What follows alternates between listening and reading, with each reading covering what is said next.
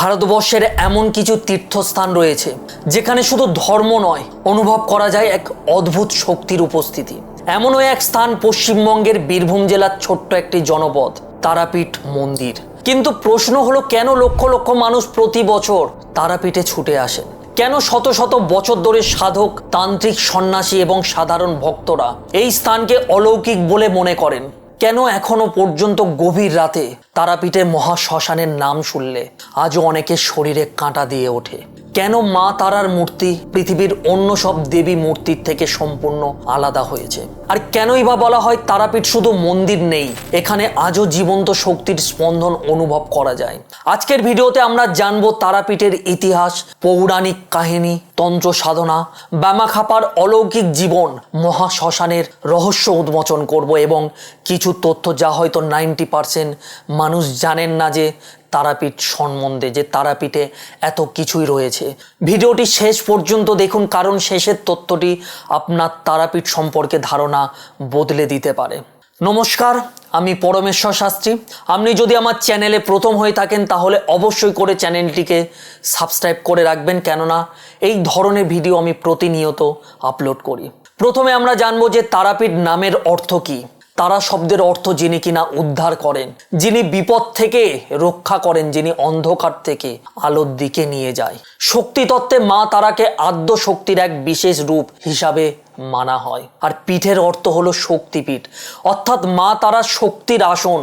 তারাপীঠের রহস্য বুঝতে হলে আগে জানতে হবে শক্তিপীঠের উৎপত্তি, সেই হৃদয় বিদারক কাহিনী। পুরাণ অনুযায়ী রাজা দক্ষ প্রজাপতি এক বিশাল যজ্ঞের আয়োজন করেছিলেন, কিন্তু তিনি ইচ্ছাকৃতভাবে নিজের জামাতা দেবাদিদেব মহাদেব বা ভগবান শিবকে আমন্ত্রণ জানাননি। পিতার যজ্ঞে যাওয়ার জন্য ব্যাকুল হয়ে উঠেছিলেন স্বয়ং দেবী সতী। শিবের নিষেধ বাধা সত্ত্বেও সেখানে উপস্থিত হন স্বয়ং দেবী সতী। কিন্তু যজ্ঞ মণ্ডপে পৌঁছে তিনি দেখলেন যে তার প্রিয় স্বামীকে অপমান করা হচ্ছে। স্বামীর এই অপমান সহ্য করতে না পেরে স্বয়ং সতী যোগাগ্নিতে নিজের দেহ ত্যাগ করেন। এই সংবাদ শোনা মাত্র স্বয়ং শিব ক্রোধে এবং শোকে উন্মত্ত হয়ে ওঠেন। তিনি স্বয়ং সতীর দেহ কাঁধে নিয়ে তাণ্ডব নৃত্য শুরু করেন। তখন সমগ্র সৃষ্টি কিন্তু ধ্বংসের মুখে পড়ে। তখনই সৃষ্টিকে রক্ষা করার জন্য ভগবান বিষ্ণু তার যে সুদর্শন চক্র রয়েছে, সেই সুদর্শন চক্রের সেই চক্রে সতীর দেহ খণ্ড বিখণ্ড হয়ে ভারতের বিভিন্ন স্থানে কিন্তু পতিত হয়। যে যে স্থানে দেবীর অঙ্গ, অলঙ্কার বা দেহাংশ পতিত হয়েছিল, সেই স্থানগুলি পরবর্তীকালে শক্তিপীঠ নামে পরিচিতি পায়। বিশ্বাস করা হয় যে বর্তমানে তারাপীঠে সেই মহাপবিত্র শক্তিক্ষেত্রগুলির মধ্যে এক এবং অন্যতম তন্ত্র সাধনা, শ্মশান সাধনা এবং মা তারার অলৌকিক কৃপায় এই স্থান যুগ যুগ ধরে সাধক ও ভক্তদের আকর্ষণ করে এসেছে। তাহলে প্রশ্ন হলো, কেন তারাপীঠকে এত শক্তিশালী তীর্থক্ষেত্র বলা হয়? এর কারণ শুধু সতীপীঠ হওয়া নয়, তারাপীঠের দেবী তারা স্বয়ং মাতৃরূপে বিরাজমান বলে বিশ্বাস করা হয়। এখানে শক্তি, তন্ত্র সাধনা, ভক্তি এবং আধ্যাত্মিক অভিজ্ঞতার এক বিরল মিলন ঘটেছে। অন্যান্য শক্তিপীঠে মূলত দেবীর শক্তির আরাধনা হয়, কিন্তু মহাপীঠ তারাপীঠের বিশেষত্ব হলো যে এখানে দেবীকে একদিকে মহাশক্তি আর অপরদিকে সন্তানের প্রতি স্নেহময়ী মায়ের রূপে পূজা করা হয়। এই কারণেই শতাব্দীর পর শতাব্দী ধরে সাধক, তান্ত্রিক ও সাধারণ ভক্তরা বিশ্বাস করে আসছেন যে তারাপীঠ শুধুমাত্র একটি মন্দির নয়, এটি একটি জীবন্ত আধ্যাত্মিক শক্তিক্ষেত্র। আর এই বিশ্বাসই তারাপীঠকে ভারতের অন্যতম রহস্যময় ও জনপ্রিয় শক্তিপীঠে পরিণত করেছে। এখন আমরা পৌঁছে গেছি সেই তারাপীঠের সবচেয়ে রহস্যময়, সবচেয়ে আলোচিত এবং সবচেয়ে গভীর আধ্যাত্মিক স্থানে, তারাপীঠ মহাশ্মশান। অনেকেই তারাপীঠ মন্দিরের নাম শুনেছেন, মা তারার দর্শন করেছেন, কিন্তু খুব কম মানুষই জানেন যে এই তীর্থক্ষেত্র প্রকৃত রহস্য লুকিয়ে আছে মহাশ্মশানের নিস্তব্ধ অন্ধকারে। প্রশ্ন হলো, কেন এই শ্মশানকে মহাশ্মশান বলা হয়? কেন শত শত বছর ধরে তান্ত্রিক, যোগী এবং সাধকরা এখানে এসে সাধনা করেন? আর কেন বহু উচ্চ মার্গের সাধক এই স্থানকে মুক্তির দ্বার বলে মনে করেন? চলুন ধীরে ধীরে সেই রহস্যের পর্দা উন্মোচন করব। প্রথমেই আমরা জানবো যে মহাশ্মশান কেন এত বিখ্যাত। ভারতের বহু জায়গায় শ্মশান আছে, কিন্তু সব শ্মশান মহাশ্মশান নয়। শাস্ত্র অনুযায়ী তারাপীঠের মহাশ্মশান এমন এক স্থান যেখানে জন্ম ও মৃত্যুর সীমারেখা যেন অস্পষ্ট হয়ে যায়। দিনের আলোয় এটি একটি সাধারণ শ্মশান মনে হলেও রাতের গভীরের পরিবেশ সম্পূর্ণ বদলে যায়। চারিদিক নিস্তব্ধতাতে ঢাকা পড়ে। দূরে জ্বলতে থাকা সেই চিতার আগুন, শ্মশানের বাতাসে ভেসে আসা ধূপ ও চন্দনের গন্ধ, এই পরিবেশ জীবনের এক চরম সত্যের মুখোমুখি দাঁড় করায়। সত্যটা হলো, যা কিছু আমরা নিজের বলে মনে করি একদিন সবকিছু এখানেই শেষ হয়ে যাবে। এই উপলব্ধি মহাশ্মশানের প্রথম শিক্ষা। মৃত্যু কেন তন্ত্র সাধনার কেন্দ্রবিন্দু? আমরা সাধারণ মানুষ মৃত্যুকে ভয় পাই, কিন্তু তন্ত্রশাস্ত্র মৃত্যুকে ভয়ের বিষয় বলে মনে করেন না। তন্ত্রের ভাষায় রয়েছে যে মৃত্যু বুঝতে পারে সে জীবনকেও বুঝতে পারে, কারণ মৃত্যু হলো জীবনের সবচেয়ে বড় সত্য। আমরা যে অহংকার করি, যে সম্পদের জন্য লড়াই করি, যে পরিচয়ের জন্য আমরা গর্ব করি, মৃত্যুর সামনে সবকিছু কিন্তু অর্থহীন হয়ে যায়। তাই তান্ত্রিকরা শ্মশানে বসে নিজেদের মনের ভয়, আসক্তি ও অহংকারকে জয় করার চেষ্টা করেন। কেন তান্ত্রিকরা মহাশ্মশানে সাধনা করেন? এই প্রশ্ন বহু মানুষের মনে আসে। আমাকে অনেকে প্রশ্ন করেছেন যে আপনারা কি ভূত প্রেতের জন্য তারাপীঠ মহাশ্মশানে যান বা যে কোনো শ্মশানে যান? আসলে তন্ত্রের প্রকৃত উদ্দেশ্য কিন্তু একদম ভিন্ন। তান্ত্রিক বিশ্বাস অনুযায়ী বা তান্ত্রিক শাস্ত্র অনুযায়ী শ্মশান এমন একটি স্থান যেখানে মানুষের মন খুব দ্রুত জাগতিক আসক্তি থেকে মুক্তি পেতে পারে। কারণ এখানে এসে মানুষ বুঝতে পারে জীবন ক্ষণস্থায়ী, শরীর নশ্বর, কিন্তু চেতনা ও আত্মার অনুসন্ধান চিরন্তন। এই উপলব্ধি সাধনাকে গভীর করে। তাই বহু সাধক নির্জন শ্মশানকে ধ্যান ও তপস্যার জন্য আদর্শ স্থান হিসাবে বেছে নেন। তারাপীঠে মহাশ্মশানের কথা বললে এক মহাসাধকের নাম অবশ্যই আসে, যাকে না নিলে তারাপীঠ অসম্পূর্ণ থেকে থাকেন। তিনি হলেন সাধক বামাখ্যাপা। বামাখ্যাপা দীর্ঘ সময় এই মহাশ্মশানে তন্ত্র সাধনা করেছিলেন বলে উল্লেখ রয়েছে মহাশাস্ত্রে, এবং এটাই সত্য। তিনি মা তারাকে নিজের জীবন্ত মা হিসাবে পেয়েছিলেন। এতটা গর্ব করার মতো বিষয়। অনেক ভক্ত বিশ্বাস করেন যে মহাশ্মশানের সাধনার ফলেই তিনি অসাধারণ আধ্যাত্মিক শক্তি লাভ করেছিলেন। আজও তার স্মৃতি এই মহাশ্মশানের প্রতিটি কোণে ছড়িয়ে আছে। এবার আমি জানাবো যেটা কিনা অনেকের কাছে অজানা এবং রহস্যময় আজও হয়ে রয়েছে, যেটা কিনা তন্ত্রশাস্ত্রের এক বিশেষ আসন রয়েছে, যেটাকে বলা হয় পঞ্চমুণ্ডির আসন। পঞ্চমুণ্ডির আসন কি? পঞ্চমুণ্ডির আসনকে অত্যন্ত শক্তিশালী সাধনা আসন হিসাবে বিবেচনা করা হয়। পঞ্চ মানে 5 আর মুন্ড মানে মাথার খুলি। বিশেষ শাস্ত্রীয় বর্ণনা অনুযায়ী বিশেষ তান্ত্রিক সাধনার জন্য 5টি মুন্ডের প্রতীকী বিন্যাসের উপর আসলে প্রস্তুত করা হতো। তবে এখানে একটি বিষয় মনে রাখা অত্যন্ত জরুরি। এটি একটি অত্যন্ত গোপন ও বিশেষ সাধনার বিষয়। এটি কোনো সাধারণ মানুষের অনুকরণ করার বিষয় নয় বা অনুকরণ করা উচিত নয়। এটা আপনাদের জন্য সাবধানের বার্তা। কিন্তু তন্ত্রশাস্ত্রের গভীর প্রতীকে অর্থ রয়েছে।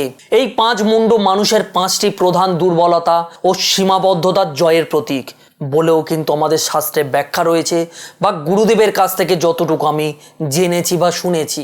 এই পঞ্চমুণ্ডির আসন নিয়ে আরও একটি ভিডিও আমি আলাদাভাবে করব, যেখানে আমি সকল তথ্য দিয়ে আপনাদেরকে বুঝতে সুবিধা করব।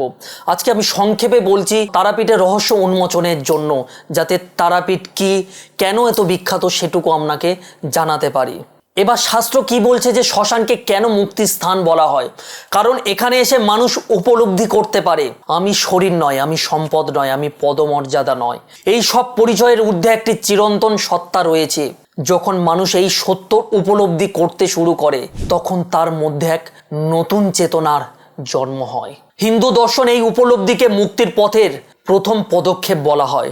তাই বহু তান্ত্রিক সাধক যোগী বলেন, যে ব্যক্তি শ্মশানের শিক্ষা বুঝেছেন সে জীবনের শিক্ষা বুঝেছেন। মহাশ্মশানের প্রকৃত রহস্য। অনেক মানুষ মহাশ্মশানের সঙ্গে অলৌকিক ঘটনা, ভূত প্রেত বা রহস্যময় কাহিনী জুড়ে দেন, কিন্তু প্রকৃত রহস্য সম্ভবত তার থেকেও গভীর। মহাশ্মশান আমাদেরকে শেখায় মৃত্যু অনিবার্য, সময় সীমিত, অহংকার কিন্তু ক্ষণস্থায়ী। তাই জীবনের প্রতিটি মুহূর্তকে অর্থবহ করে তোলা উচিত।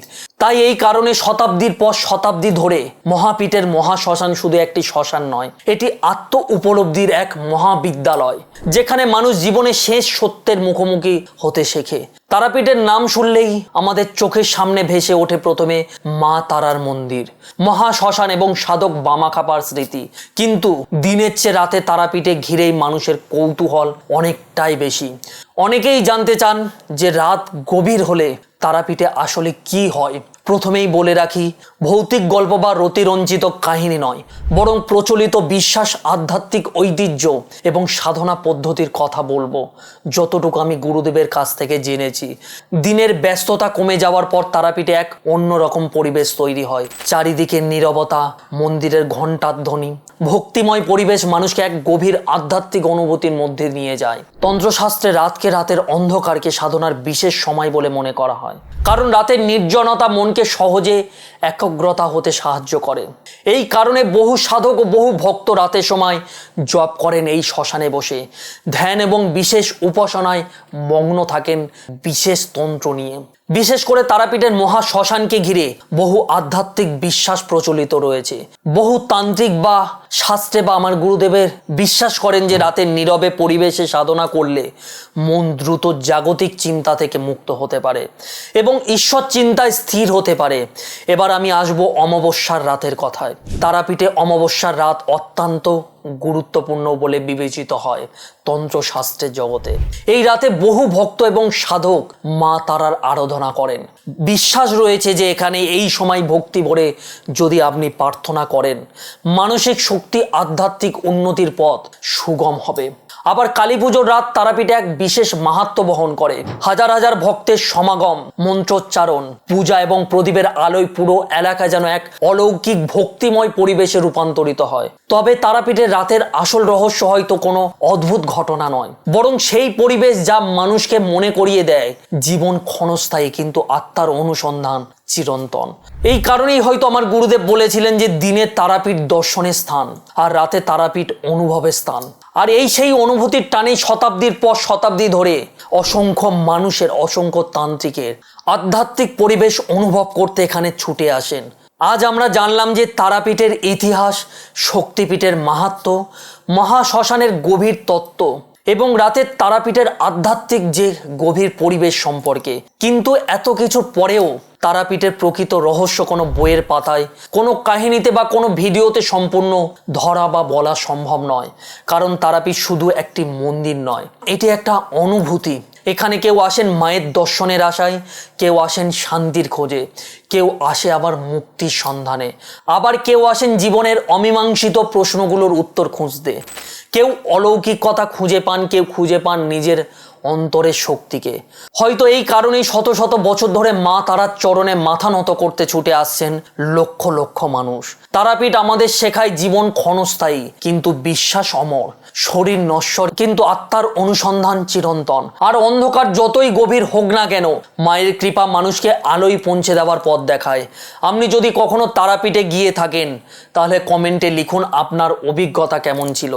ভিডিওটি ভালো লাগলে অবশ্যই করে একটি লাইক করবেন এবং সাবস্ক্রাইব করে রেখে পাশে থাকবেন। জয় তারা।